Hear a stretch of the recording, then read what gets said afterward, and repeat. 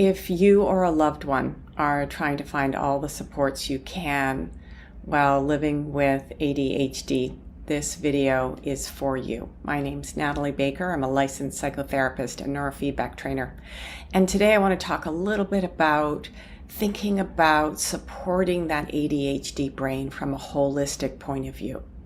We know that medication is the main treatment for ADHD, but what a lot of people don't know is that it's very helpful to think about that brain as neurodivergent and needing supports in order to function at its best that include things like a whole foods diet with low sugar, a regular exercise routine, and adding brain training with neurofeedback.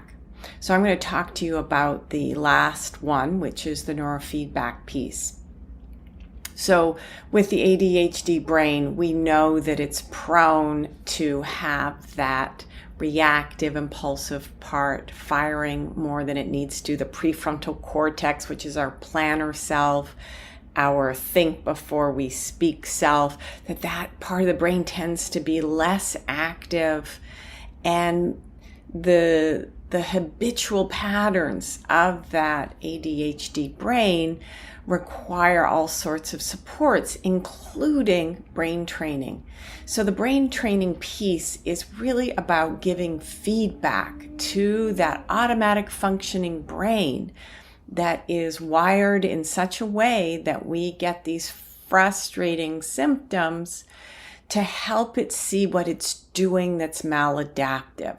And when you show the brain its maladaptive patterns, we now understand neuroplasticity, which means the brain can rewire itself with good information about what doesn't work well.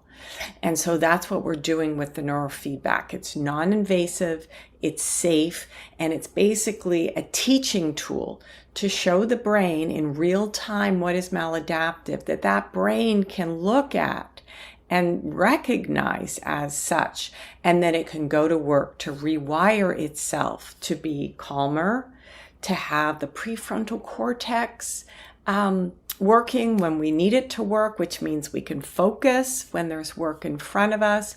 We can pause and think through our plans. We can look at that mountain of things that need to be done and not go into that freeze response, but actually find the ways to work that through.